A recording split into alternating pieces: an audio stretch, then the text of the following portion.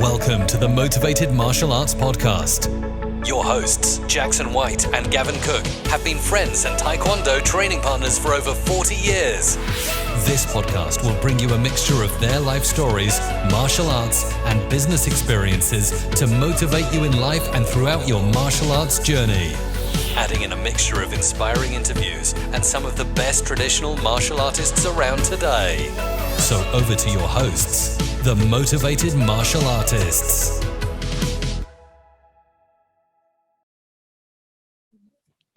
Welcome to the Motivated Martial Artists podcast with me, Gavin Cook. And me, Jackson White.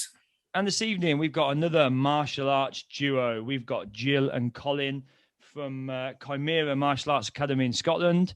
And we're super excited to hear their story. And thanks for joining us this evening, you guys. Thanks for having us. Thank you. Good to see you guys. So I'll kick off with the first question. So just give us a little bit about your backstory, where you both grew up. I don't know who's going to go first. I suppose it's Jill. She's probably the boss. So give us a bit about your backstory, where you grew up, your education, and how you got into this Chimera gym or martial arts centre. I grew up in Gill, which is just a little village a wee bit further up north in Scotland. I went to school round about there, and then I moved to Stirling when I was about 17, but I was always into sport and fitness. I actually used to play semi-professional football a long time ago, but unfortunately I just kept getting injured and stuff, but I've always loved sport and stuff. And I met Colin, a long time ago, 15 years ago, maybe. Yeah. And then just through mutual friends, and then I actually started training at Colin. Colin ran a fight camp thing, which was like an early morning fitness boot camp and martial arts and a bit about fat loss and stuff. So yeah, I went to that and met him there. Quite like the trainer. So yeah, that was how we met, kind of thing. You, where are you from? What about yourself, Colin? I'm born and bred from Stirling. I started when I was 20 years old. Had my first daughter when I was about 19, and I just kind of wanted something. I wanted her to get into something so that she had something to protect her, so that, you know, when I wasn't there. So I started doing Taekwondo then, and by the time I was 4 years in, she was 4, so she started in the Little Pumas, and that I ended up taking over the club, and that kind of went from there. So I spent the next 15 years just kind of teaching in schools and community centres and stuff before we met, and then we got our own gym about 3 years ago. Okay, so just take a couple of steps back then. So what was it when you first started in the martial arts world? You started with Taekwondo. What was it that got you hooked into it? I had done it first when I was about 13, just got a flyer through the door, and I'd done it, and then I missed the grading when I was about 14.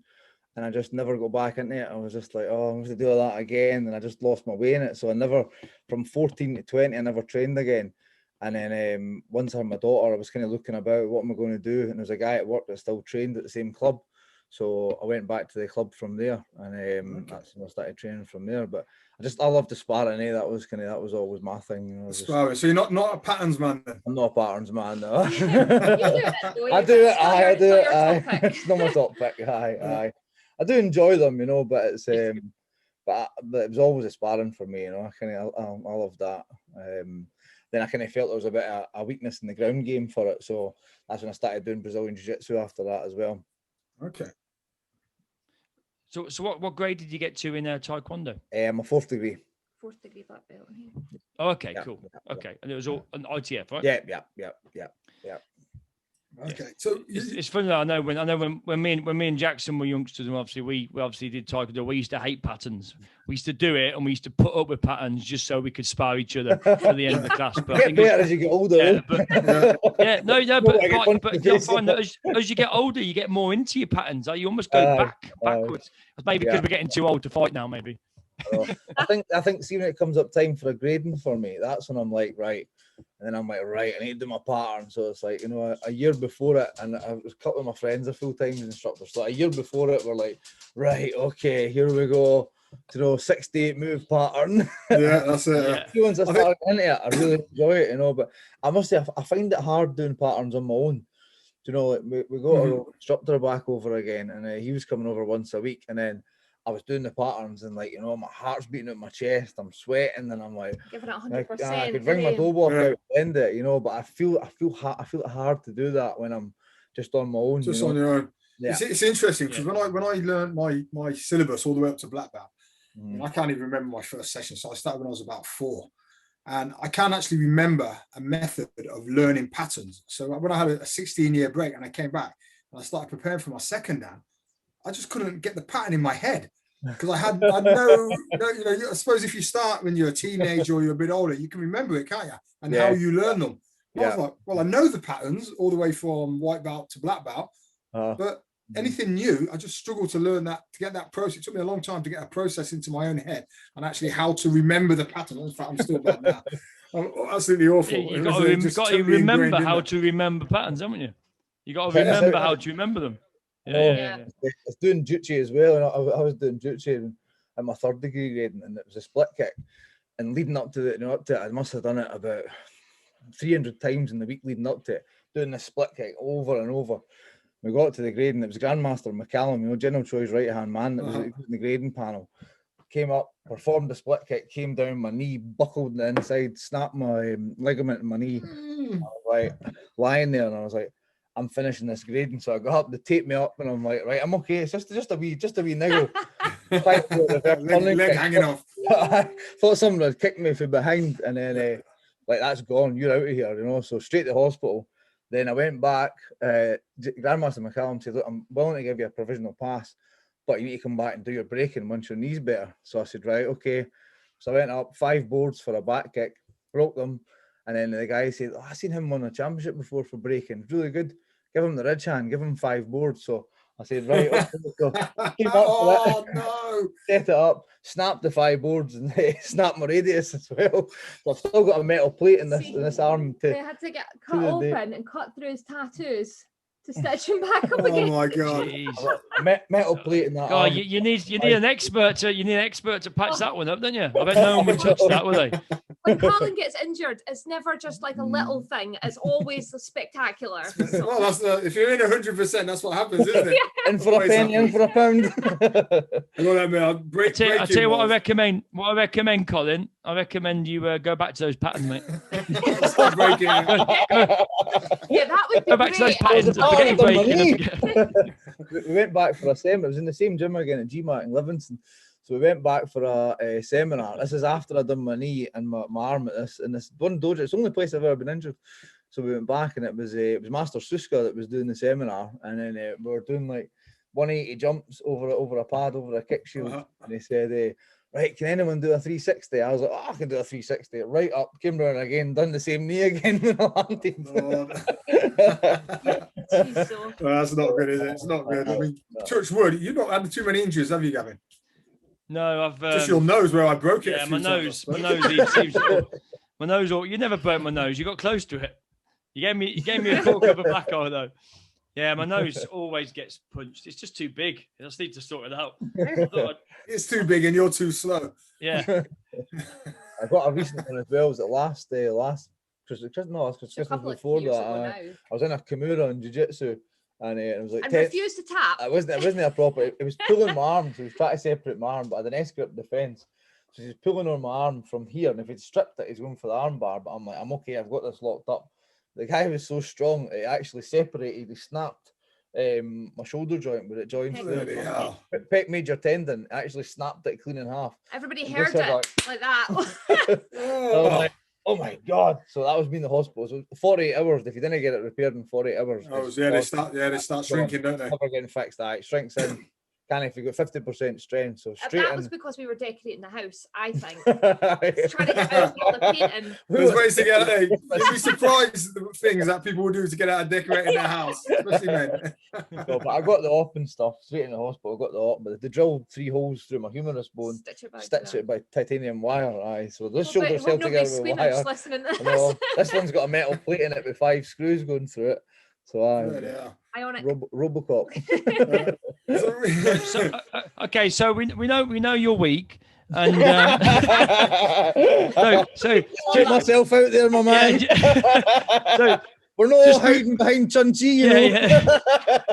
You know Gavin, you know him. Your sine wave's rubbish. So moving on to your competition side, did you ever get involved in the competition circuit? Yeah, I was quite extensively involved actually. I won the Scottish Championships at sparring. That was on my kind of pinnacle. I won the Northern Open. You remember the old Puma Northern Open? Yes, yeah. I won that for breaking. Okay, yeah.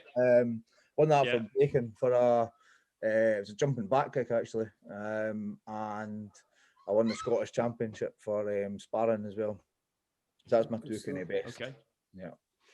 And what about sort of the MMA stuff? Did you get involved in the MMA sparring stuff as well? I've done Brazilian Jiu Jitsu. I more competed Brazilian Jiu Jitsu. So I had about 9 competition fights in that.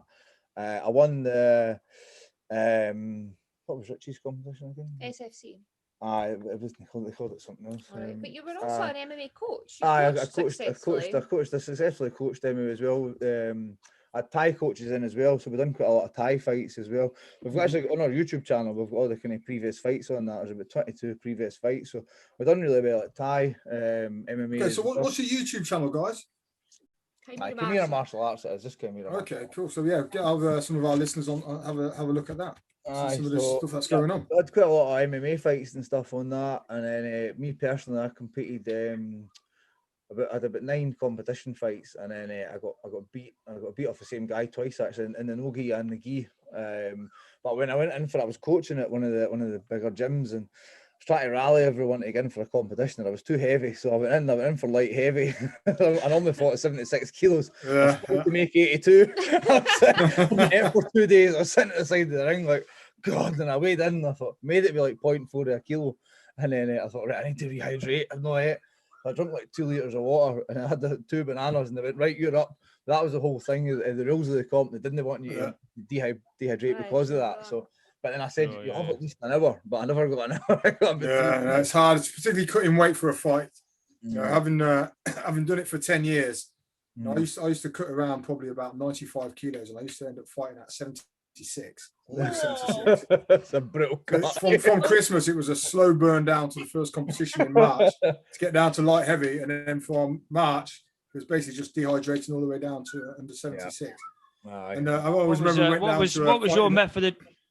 Sorry, Jackie. What was your method of choice? Sit in a hot bath with a glass of wine, wasn't it? Red wine, red wine, to numb the pain. So that's what I used to do. I would sit in the or go for a run, you know, with the old sauna suit on, with a weight vest, and just plod for an hour. Come back, you know, live on a can of tuna for a week, can of tuna a day, and then sit in a hot bath every night. It was the only way I could sweat it out. Is that all the puppies? Yeah. So I looked on your Facebook site earlier to get some insight into you. So just tell us about the puppies then, Colin. So we've been planning it for a while. Zara's 5 now, so she's a full pedigree. So we decided that we're going to breed her. So we had to get artificial insemination. So we had that done, and then she started. So you're working her hard, and took away the fun bit for her. Yeah, well, we did try, but both the dogs were inexperienced, so the dog was at the wrong end. Look. Oh, very nice. Hello. For the viewers that don't know, Gavin's going goo-goo now. I think he's picking up his pup on Saturday, aren't you, Gavin? Right, we're getting the little black lab on Saturday morning. Oh yeah, 7 week, 8 week old, 8 week old. 8 weeks, 8 weeks can leave. We're keeping one of the pups, and 2's away. We've still got to find a home for her, but we've not advertised or anything like that yet. So it's full on. It's an experience. I've heard it's pretty tiring. Yeah. Well, we slept in the living room with them for the first 3 weeks, so we we can't leave them on their own in the house. So it's like we're tag teaming between the kids and everything. We've got a smart camera set up above their box, and like motion detection and sound detection. So it's constantly beeping when you watch. Oh, baby crying, running in. Okay. Fair play to you guys. That's another level of commitment for sure. Yeah, but I tried to get an MMA fight as well, but it's quite hard because the level that I'd have to go in it as MMA is kind of like a beginner level, but then you're going in like as a, you know, I was at a third degree at the time, and then I just taught Brazilian Jiu Jitsu. So one of the promoters tried to get me a fight, and he's like, look, I'm really struggling. He says, unless you're going against like a professional, because they can see your stuff on YouTube, and if you take it down, they know you're on the gym and stuff. And it was just kind of like a bit. And I said, you know what, I'm not even going to bother. I was about 35 or something by that point, and I thought, I'm not going in against a pro for my first fight, you know. So very wise. So when did you decide to get into your own and set up your own dojo then, or your own gym? Well, you had your own. You can't run from the boathouse. So you took kids classes, and you had the Thai sparring and that on there. So I started off. I took it over from my instructor, Master David Murphy. Okay. I took over from him, and then he was injured a bit, and then he was like, I was taking more and more classes, and he said to me, listen, if you want to take it over altogether, give me the fees for like half a year, and it's yours. So I said, I'm happy to do that. So I done that, and then we were in a community centre at the time. Then I moved into the schools, so I had 3 different schools, kind of trying to cover as much area as possible. Done like a Monday, Tuesday, Thursday, try to cover all the areas of Stirling. So I done that for about 2 years, and then I went back to a community centre. But the council fees were just astronomical. I was like, they started monitoring me, and they're like, you're on the lowest rate. And I said, I've only got about 8 students. But then the caretaker sat and monitored me for a month, and he's like, you had 24 in this class, you had 25. That's wrong though, isn't it? That's awful that they do that. I've heard of that happening in a few different areas where they'll if you start increasing your membership, they'll start putting your fees up. Yeah, I mean, I said to them, not mentioning any names, but another group in the area, they would do one class. So it was like whether you were 5 or 55, everyone was in together for this one class. So they would rent the school hall. It was a massive hall. So it's £33 an hour. But I was doing it until I was in Pumas, the little Pumas, then my juniors and my seniors. So I was like, I'm going about £100 a night to do this. I said, you're going to put me into putting all these a different syllabus for these guys. Absolutely not. You're a commercial let. It's £100 a night. So at that point, I went to a boat. It's our own club in the area that I grew up in, Riverside, and the top half of it, I leased the top half of it off of them like Monday to Friday. They let me leave my mats down and all that. So I done that for about 2 years, and then another gym approached me, MXP, and asked me if I would come in with them and rent down the stairs. So initially I said no, because they're wanting me to share one room with weights in it as well. Mm-hmm. I can't have kids running about like that. So I said no, and then so they took on more of the building, so 3 big areas within the building. So they came back to me again and said, look, if we take that other area and we give you that your own area, will you do it? So I said aye, and they said, will you be your jiu-jitsu coach as well? So we decided to go for it at that point, and then went down the stairs at that point. So we were there for about a year and a half, 2 years or something. 2 years, I think. Yeah. Aye, and then we were kind of like, we kind of just felt we'd outgrown the place, and one of the landlord has seen it a unit up for let. I know the guy personally. He was from the area that I grew up in, so I went and spoke to him, and then well, when we went to see the unit, it was like a completely empty shell. It was actually used as a car wash for a bit. So there was a big car, and you could drive in, and then it was just. We've actually got a video of like the very building the start. Gym. We parked it. We did it. Well, me, you, and Jill's dad's a joiner, so he was so we had to buy them cheers. It was still ridiculous. Do you think you could come and help us build a wall or something? And then he was there every weekend for how long? So we purpose built our facility, so it's pretty cool. Yeah, we're really proud. Brilliant. So I mean, we have we have a lot of instructors come on the podcast, and a lot of them are like me and Jackson, where we obviously just train out of Village Halls, and I've got quite a big club, and Jackson's got a decent sized club, but obviously I'm full time. Jackson's only part time instructor. Only. Only. Come on, Jackson. Come on, time to take the leap. Time to take the leap. I lost my train of thought. So a lot. It's obviously a lot of instructors, train out of village halls, school halls, things like that. And I've always quite enjoyed that, because I quite like the idea of being, I suppose, being fluid. If I can move, if all of a sudden you're in one town, and if the classes maybe start drying up a little bit, you can always move to another school, or you've not got to rely purely on your marketing. Where obviously we have a lot of instructors that have gone straight in and opened their own schools as well. Yeah. How talk us through, I suppose, that transition from going from, running out of school halls. I appreciate your fees would have been really high. That's probably what pushed you to do it. Yeah. But I suppose the difficulties in setting up your own gym. Well, I mean, initially, like when I first started teaching, it was 2003. So like the smoking ban wasn't in place yet. So like I was in a pub, basically. It was a miners, Hill Park Miners. It was kind of area. And like, was it Fight Club? Was it Fight Club? Is that the basement? Fight Club. I'm quite well known in the area, though, so I don't have any problem. But there would be people that would actually like walk in through the door. They're going for like a darts tournament. There was 2 big halls. So they come in the wrong door and they're walking through my class, cigarette, like. And I was like, "What are you doing? Get out!" And then you could smell the smoke in it all night. Yeah.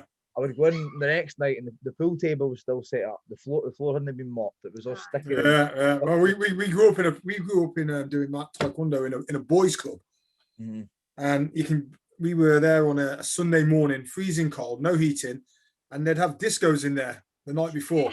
And we'd have to sweep the broken glasses and bottles up, wouldn't we, Gav? The cigarette butts, the bingo tickets, everything, just absolutely horrible. Raffle tickets. Yeah, we got someone's eye once. We got someone's eye. Quite a rough little town we grew up in. The other problem with being in the gym that we rented the place from was that we were below the gym. So when people were up the stairs training, they were dropping dumbbells, when they were training. Boom, Kids then try to concentrate, and they're like, "Whoa!" Lights came off. Big lights. And then people use. I mean, that sounds terrible, but I mean, for a fitness sense, you've got your own equipment, and then I've planned a session. I go to get stuff out, and other people have moved. I mean, this sounds totally like we're being so spoiled, but it was all these things combined. If you're professional and you want to deliver a professional service to people, you've got to plan. And if you can't plan because you're not sure where the equipment's going to be, it's a challenge, isn't it? And then I think because it was the two of us together, it was like it came at the right time. It's something we'd spoke about. It was obviously a dream, wouldn't that be amazing? But then, and it was so much work, and it still is now. So much money as well. Yeah. But it is, and then but something we're really proud of, and I think we're quite small in the grand scheme of things. We're not as big as other places, but I think people are really shocked when they walk in the door, and it's something to like, "Oh, come in and I'll show you around," and they're like, "Wow!" The parents, especially when their kids come in to train, and it's a fully matted training surface with a logo on the floor. I don't know if you've seen a picture, and Colin streams his classes live into the waiting room so parents can be there and watch them. Right, okay, that's really good. We've got a viewing window from I've got like a PT room, so you can watch from in there as well. We've got the what do you call it, glass? Yes, so you can only see one way. Mirrored glass. Yeah, so it is. We've really, and it is a really, and it's great. It's got a good atmosphere. We've got a really good community of people that train with us. Really good. It's got a good atmosphere. Well, I like to think so anyway. Yeah, no. So and on the initial setup, what would your top 2 tips be? I suppose. What was 2 bits of advice would you give to someone? Well, I mean, or to avoid a pitfall. We tried to build up as much as possible before we done that, because like we had the jigsaw mats. The jigsaw mats we'd already purchased. They were ours from the place. So with a few bags and stuff. So when we went in, we had so I worked it out. So we went in. There's this area here. That's 70 square meters. So that's big enough for a training area. So mark that off with enough mats for that. So when we went in, we could put the mats down straight away and then go. We had a roof over our heads. We had mats in a bag. I spoke to the landlord as well, and I mean I know him as well, but you'll get this off the other landlords as well. Just go and speak to him and say, "Can I get a couple of months free at the start?" Good relationship with the landlord. I didn't. He said to me, I was taking it over on April the 1st. And it was about February that I spoke to him. And I said, "Listen, the unit's empty. Can I get the keys now?" And he said, "Yeah, no problem, man." So he gave us like 2 months setting it up without paying. Right, okay, that's helpful, isn't it? Huge. So if you're building up your revenue, When we opened as well, we timed it with an Easter camp as well. So all the revenue for the Easter camp was getting put into that as well. Right. And we asked the parents that were there as well. Parking was a big issue at the place that we were at before. We had 25, 30 parents trying to get in, and then of course the gym was getting used quite a lot as well, and it wasn't a big car park. You're only talking like 10 spaces, so it was a huge issue. You've got people dropping kids off, and it can't get in, they can't get out, they can't park. I've had a venue very similar. We had to move because the parents were just complaining, having to park on the road. It was dangerous. We were getting that too, and the car park wasn't lit up enough as well. So we spoke to the parents and we said, look, we're thinking about moving. And they really got on board with fundraising, like selling raffle tickets and stuff as well. I mean, they were more than willing to help. You know, you wouldn't think because they're paying fees that would be, you know, but they were absolutely so supportive. We've got quite a good, like I say, we're quite good relationships with a lot of people. So I think they really wanted it for us, not just for us, it's for their children as well. One of the fighters done all the electrical work. He was even an electrician, so he done all the electrical work. We didn't pay any labour to open it, everything. As I say, it was built on love, you know. It really was. We were starting Easter camp on the Monday, and we were in there at 11 o'clock on Sunday night, still fixing wall mats to the wall. We got home at 10 to 1 on Sunday morning, and we're back. So I suppose then it's not all the glamour that it appears to be, is it? No. You see a lovely brand new facility, but actually you've got to appreciate the work that goes in behind it. And you won't make any money. You do it because you love it. I still talk to people now, and they're like, it's vanity. It's all vanity, isn't it? Yeah. I still talk to people now, and they're like, I'm going to make real money, and I'm like, I do something else. Yeah. Just get some puppies. Get puppies. No. Because at the moment, even here, like we were talking, and I'm allowed to do personal training, but it's got to be outside. So the pad holding thing, you know, there's not actually clear guidance on whether I'm allowed to hold pads for people to box and kickbox and stuff because of the 2 meter distance. So I'm still a bit unsure about that. But then I was like, I could just do it in my back garden. I've got a big den thing built now. That's a fortune in rent. Do you know what? It's something we spoke about is the challenge with some of the guidance, particularly over the COVID period. It can be misinterpreted, or it can be interpreted correctly in many different ways. So it's been a huge challenge for a number of martial arts instructors, certainly over the COVID period. So talking of the COVID then, so you've got your facility, you're not allowed to teach in it. So how have you pivoted to allow you to continue to operate? Well, in the first lockdown, way back, remember that? It's a year ago, almost a year ago. A long time ago. We were like, right, okay, we'll just do online classes. So initially you took your students online and I coached like fitness classes online. And then we'd always spoke about trying to get our own app, the Chimera app. We're trying to push our brand and everything like that. So we kind of looked into it, and you found one that we thought would be quite good. And then we launched the app, but we launched it ages ago. And to be honest, when I first put it up and running, I wasn't actually sure how to work it myself. I thought, I just got to go with this. You know, I've got to learn it. So now's the time to do it. I tried to keep as positive as possible. We would have both did, like, it's fine. Do you know, if this is what we need to do, we're still going to work. We'll support each other. It might not be the best way of training. It might not be what you want, but at least we can still do something. That's how I was so positive back then. Little did I know, here we are. But and then we tried and build up the gym. We redecorated. We bought some new punch bags, thinking when we do go back, we probably will have to distance. It probably won't be the same full classes initially anyway. So we tried to do all that. And then with the app, we've just grown arms and legs with it. At first I was voice recording boxing workouts so that people could put the headphones on, listen to my voice, and I would coach them through combos and different things.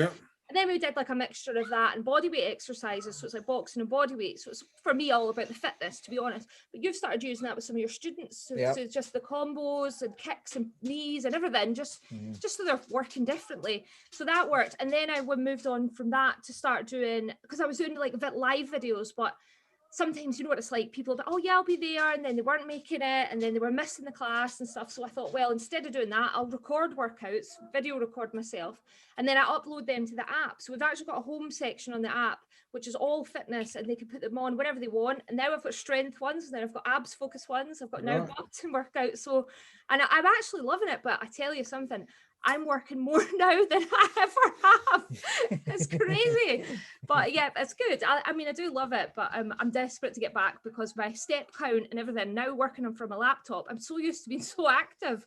I've got too much energy. Well, online was something that we always wanted to do, kind of try and reach as many people as possible, and like such a bigger audience. So something that we always wanted to do and we always spoke about, but to be honest, we still wouldn't be doing it if we hadn't been forced into it. So, and that's actually been positive. And you know, and there's so many instructors that have said the same thing, because you have to start building your digital footprint or sort of digital real estate, but effectively, isn't it? It's what it is. I mean, when you know that stuff will be there long after you guys have gone. Exactly. That's the thing. You know, it's almost your legacy, isn't it? You know, you're building it up. When you put together a workout, like when I was doing them and I was like, this is now lost, do you know? And then if somebody misses it, that's it, you know, it's gone. So by doing it this way, what about a bank of stuff, you know, and support, and there's coaching videos and all different things. And the fact that we can share it between the students and the adults, you know, I started doing a few kids things just for fun and to give them stuff to do as well, you know, but, and you've started recording some of your workouts as well for them, like going over different drills and things so they can practice at home as well. So I've had a Zoom class now. So I'll be like, right, we're going to do a self-defense section. And I was saying earlier on, I've got some pipe installation. So I've got the parents involved in doing that. So I need your help. I need you to get involved with it. So they've been working. I've given them that's a really good point, because what we've certainly found is, unless you've got the whole family behind you, the online, it's starting to wane a bit, isn't it? People are they're just keen to get back into and do something physical in the group, in the class. So if you can get the parents engaged to do stuff, it keeps the kids particularly focused. My online numbers are going like this, and then I was like, do you know what? I was actually sitting and I've got a bit of pipe insulation on the, and you see loads of the pro boxers doing it with the stick work, the double stick, and I was sitting and I was, I'm going to use that. So I grabbed it during the class. I was like, my daughter comes and helps me. She's a black belt as well. So I grabbed it during the class and I was like, right, okay, so what we're going to do, we're just going to do shield, return with a punch onto the single pad. So I was doing that, and I started doing like double sticks, and then like throwing the right hand, and I was like making sure, I said, when they pull their hand back, if it's in close range, a lot of time pull it back to the hip, you know yourself, doing the patterns, you know. I said, a lot of time they do that, and you're inside that pocket sparring, you're going to get hit. I said, so what we'll do is, you know, we'll throw that, and then you check that the hand's coming back to the, so I started doing that with them. So I got a bottle with the pipe insulation, I cut it all in half. It was only about 20 quid for about 40 of them. Cut it all in half, and then I said to the parents, right, down to the gym Wednesday night, I'm going to give you them all. So I done it all, and then I done a YouTube video from the Zoom class, and I put it up in the group saying, for everyone that done the class, I know you've loved it, here you go. So I had 12 at the class that I done that, and I had 25 at the class a few days after it. Everybody's like, oh, right, okay, they've all got these plans. Parents that didn't normally get involved, and they're like, and obviously, you know, they're saying to them, I want to do that as well, I want to do that as well. And then they're hitting them in the head with it, and they were just loving it. It's just giving them something, isn't it? Especially kids. I mean, what sort of percentage for your club then? How much is kids and how much is adults? I'm all kids. How are you? Is it a full kids school? Really? Yeah. Okay. That's really interesting. My adults are kind of more jiu-jitsu, and Jill does the fitness side as well. So I concentrate on the kids. I just I love working with them. The thing is, it keeps you young, doesn't it? It keeps I'm in my element teaching the kids. When the children walk in, and obviously our logo's got the lion on it, and then he's Mr. Lion, and they're just like that. Wow. Before we forget, talk us through your logo then. Through your logo. So when I was going to, I used to be Colin Lyon Black Belt Academy. So then when I was going to change in 2010, I decided, I actually went to an MMA show, and I was doing a bit of jiu-jitsu at the time. So I decided that I'm going to open an MMA school. Obviously, I didn't have the experience to teach jiu-jitsu or teach Thai. So I was like, well, I'm not wanting to call it the Colin Lyon Black Belt Academy. It's not really about me, you know. So I decided I was going to pick a name. So it took me about 2 months, and I was getting all these suggestions and stuff. And I was like, it's got to be a mythical creature, but I didn't want to go down the dragon route. So I googled like mythical. You could have called it Gavin Cook. He's a mythical creature. Never get any work out of him. He'll talk a good game. I never get any work out of him, and he'll just disappear. So I seen the Chimera, and I was like, Chimera, I recognise that, and I actually recognised it from a film. It was a Tom Cruise film. There was a virus that was on it, and I was like, I recognise it. So I went in and had a look at it. So then I googled a Chimera. So it was a mythical creature that had the body of a goat. I had a lion like underneath it, and then I had its tail was a snake. So it was to do with what like God sent in one of the angels to fight it and stuff. So then I was sitting thinking about it, and I was like, kind of represents the 3 areas of striking. You know, you've got your groundwork, you've got your grappling, then you've got your takedowns, your wrestling, then you've got your striking, which is your snake. And then my Chinese star sign is a goat, and my name's obviously Lion, so that's when I was like, right, I'm going to say quite intertwined then, isn't it? Yeah. Yeah. So quite intertwined. Got it tattooed on him. I thought you'd have called it Dangun, and Dangun a mythical creature as well. he's actually a prison officer up in Scotland, would you believe? All the instructors used to work with him. He says, Dan Gunn, he works for Pullman Prison. It's actually a true story. You thought it was named after a legendary mythical. Yeah, it's actually named after a dodgy prison officer in Scotland. That's more like it. The pattern would start with a headbutt.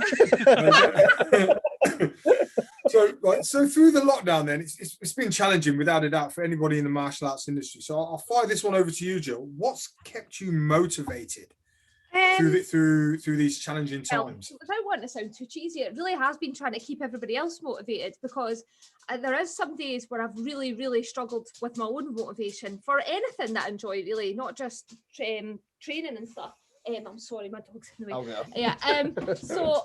But I think really trying to get everybody else, keep them on board and keep them motivated. And I mean, I find myself being like, it's okay that it's like this, we can still, there's still so much we can do, and like recording workouts and giving them content all the time and giving them new things and thinking of different ways. I mean, I feel like it's really brought me on as a coach, the whole thing. Might have been difficult.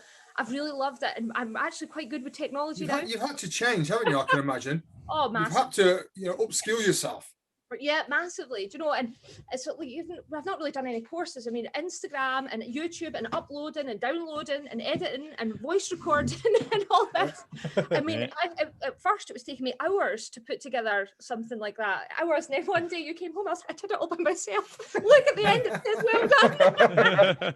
But yeah, and then just sharing that excitement with my team, and I think my team know that I'm a wee bit like excitable. So just giving them that. Have you seen the work? Have you tried it? What do you think? Was the sound good? So just that, but it's what it is, I suppose. I was going to say, just going back to what you said about being motivated, because it has been quite challenging. And I think the thing is that being an instructor, people expect you to always be upbeat, don't they? You get on the class and all of a sudden, even if you've had a really shitty day, or you really, you're really like, actually, I've had enough of this lockdown. It's really getting me down now, and I want to go out for a walk. I want to go and just see some friends or just do something. And then you've got to be there in your class, and you've got to be the one that's, okay, guys, don't worry about it. We're here, and it's hard, isn't it? Sometimes, but I always find that once you get into the class, you're in that zone again. Yeah, totally. It's the thought of starting it. Sometimes you think, the amount of times I said to my wife, I really cannot be bothered to go into my garage again, and do another class, do another Zoom class. I've done like 3, 2 or 3 a day. In fact, Gavin is that good at the moment. He's actually doing my Zoom classes. Yeah. Well, I'm doing Jackson's for him as well. So exactly. Yeah, well, he sits there and has a glass of wine. Yeah. I think though as well, one thing, I mean, I think being honest like that though, when I say to my members, you can almost see them being like, oh, you were like that as well. And I'm like, yeah, I didn't just jump out of bed and go, oh yeah, can't wait to jump about my living room, But what I have been doing before I do when I've been filming more workouts for the app, I do it at the gym just so it's a bit more professional and the lighting's better. But I'll go down about 15 minutes before and I put the music on as loud as I can and I just dance I mean, badly, don't get me wrong, but just to kind of like come on, and then I'm like, right, let's go. So that's just my way of doing it. I've actually started going to the gym to take my Zoom classes. So I was doing 11 when I was the same. I was dragging myself. You're dreading it as well. Doing them. And I was like, I can't do this again. And then I said, then we had the wee break, and I got the kids back in, and like because I'm all kids. I've got a kind of a cadet class, like 12 to 17-year-olds. So that's what my kind of seniors. And then so I was back full time when we went into level 3, and then I'd done that for a couple of months, and it was great. And then but when I went back, I said I'm going to have to coach for the gym. So I started going down to the gym to do it, and I've got a big 50-inch TV set up. So I hooked my computer up to that. And I'm actually standing in the spot that I would normally coach from. Yeah, I'm looking at that guy, and the kids. But it's getting you back in that same environment, isn't it? And I always used to say to my student, and it's weird, and you'll totally understand this, coming from a martial arts background. But when you stand in your dojang and you get your belt out your bag, once you put that belt on, it's almost like you flicked a switch and you're like, okay, we're here to train now. Yeah. All of a sudden, Gavin, everything else disappears. Gavin from home has gone. Leaving and his, Mr. eating Cook's his here. chips and being lazy. Mr. Cook's in there. Exactly. Superhero. That guy that couldn't be asked, who was eating the donut in the car, is now the instructor telling you to eat eat well and keep fit. He's super Gav. It does help. Good content. I think that it's nice for the children to see as well that the gym's still there. Do you know what I mean? Like, remember the gym. Yeah, no. But you're right. It's association, isn't it? Because the thing is, it's all about wanting them to come back as well, isn't it? It's like you build up a family over how many years? 10, 15, 12. Those kids are like your family, aren't they? And it's awful when you'll be getting this as well, no doubt, as same as every other martial arts club all over the country, all over the world. Week after week, you get that email. I'm really sorry, but we've decided we're not going to be coming back, and we can't afford it, or we've lost our job, and all you can say is, look, thanks for supporting me, and thanks for supporting the club, and you've always got a place if you ever want to return. But in your heart of hearts, when they've gone, then they never come back, do they? And it is sad, and it's sad for instructors, and it's sad for students all over the world. All you can do is keep your chin up, can't you, and just say, look, when we finally we're here for when you get back. And when we finally come out of it, I think it's going to be probably one of the biggest recruitment times we've ever seen. When I had the break, the first lockdown, and then when I came back and went at level 3, and my numbers were crazy. Yeah, you didn't even really advertise. I didn't advertise. It was just everybody just came. Beating up after my door. I had about 18 people on trial in the space of about a week and a half. And we're all desperate to sign up, and then that's when they said, right, we're just going to have this little circuit breaker lockdown. We're not sense. Okay then, guys. So we're coming towards the end of the interview now then.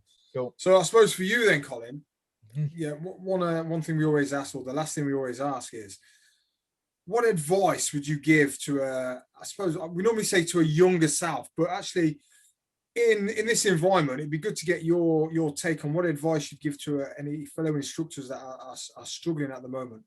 What sort of advice would you give them? Well, stay positive. It will come back, and when it comes back, it'll be better than it ever was before. People have realised what they're missing now, and it'll be better than whatever was before. So it's just really a matter of trying to keep adjusting your life and upskilling, and keep training yourself, because like for me, training's for up here, less for down here. So keep training yourself, because it's so easy just to go, I can't be bothered. What's the point? I'm not offering this. I'm not doing this anymore. But it keeps you mentally sharp and it keeps you focused. And I would definitely just try and do as much as possible. Get out for walks. I listen to loads of books on Audible. Well, we are massive Audible. We probably have to share our reading. Positive books. I take the dog out for an hour every day. My headphones on. I come back and I'm like, right, what am I going to do today? What are you listening to? What are you listening to at the moment? Right now, I'm listening to the Renaissance Diet 2.0. I've been listening to. I was listening to. What was that other one you listened to? Was it the monkeys? The Chim Paradox. Chim Paradox. The monkeys. I didn't listen. I just tell him about it when I come back. Every time he comes back from his walk, he fills me on a wee bit, and then I feel a bit better. So it works both ways. All like it's a good book. It's a good book. It's amazing. It's everything I listen to is always like self-development, all like that, and try to psychology and try to stay positive. Rob Thingy's book on money. Then it was Lee Main. Rob Moore. But he's got some good books out. I'll tell you, one of my, it was always my go-to one was Grant Cardone's 10X rule. Have you tried it? Listen to that one? No. I reckon you enjoy that. It's good. Right. I mean, I think I've outgrown it a bit now. I think, but when I first, it was one of my go-to books I used to listen to every month. I used to put it back on just to keep me on track. Just to keep his lip up when he kept losing his sales. Yeah, he does. Yeah. I really into Jeff Thompson. Jeff Thompson kind of changed my life. Yeah, I had a bit of a colourful youth. He's a Coventry lad, Jeff Thompson. I came down in Coventry. I came down. And I big part of the martial arts and self-defense scene in commentary. I was an instructor under his British Combat Association as well. Okay. I joined that as well. I done the seminar with him as well, and I read his books at the time. It was a few years ago now, but I've read all his You don't need to read anymore, you just need to listen. I know, I don't anymore. This is 15 years ago. You read 2 pages and fall asleep. I took the dog out for and get my earphones. I did a lot of cycling with her as well. I started cycling as well. So I got off-road route. So it's about a 5 mile. It's kind of up and down hills. So I've started doing that on my bike as well. Not so much now because she's been pregnant. So I took my foot off the pedal with her. So I've just been walking with her. But get out, getting the fresh air and getting a good positive book in your brain. Yes, it's spot on, isn't it? Really good way to. What are you listening to at the moment, Gavin? I'm listening. I tell you, I've actually got about 6 credits. I'll tell you for why. I haven't the same. I've just been. I listened to loads of audio, but I'm really. Have you been in Clubhouse? Yeah. Have you tried Clubhouse? No, but I've heard about that. Yeah, I've been on Clubhouse a lot, and that's almost like loads of little mini rooms full of people like your Rob Moore and your Grant Cardones and a lot of the influencers. They have like rooms about certain topics, and you can literally just go on and listen. And they ask questions. They open up to the audience, so you can go on and ask questions, and it's pretty good. So I've been on that a lot, and I listen to a lot of the podcasts. I like to listen to a lot of the podcasts, just general other people. What like us? For example, like us, yeah.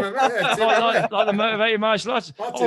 Always listen to ourselves. I'm listening to myself. I was the only person that listens to me. Always go for a walk and listen to myself talking.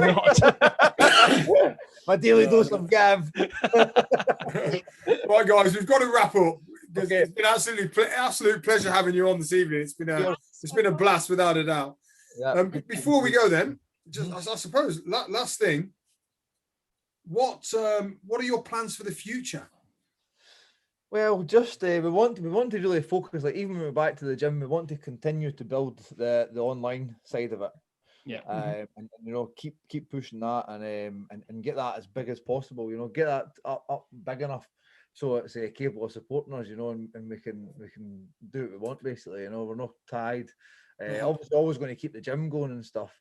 But we want to work from the beach. Yeah. You're gonna have to leave Scotland for that, don't you? You're gonna get a beach, but it's not gonna be the beach that you're thinking of. We're going to we're looking. I've done my food hygiene courses and all that. I'm quite a keen chef, so we're looking to get into the food Chimera cuisine. Chimera cuisine. Oh, okay. Right, watch this space then. So we're starting to put stuff on the app. I'm putting quite a lot of stuff up on my stories and that as well now. So we're building diet plans and stuff now. I mean, we're no nutritionists, so we can't really do it, but we kind of technically do it. It's food that we like, and it's kind of like ideas. Everyone does it. Sausage and chips. Square sausage. Everyone does it. Gavin is a pie and chips man. Outrageous. A roll and pie. He's having a happy meal if he has a fried chicken, a KFC, don't you? Stick it to the chicken.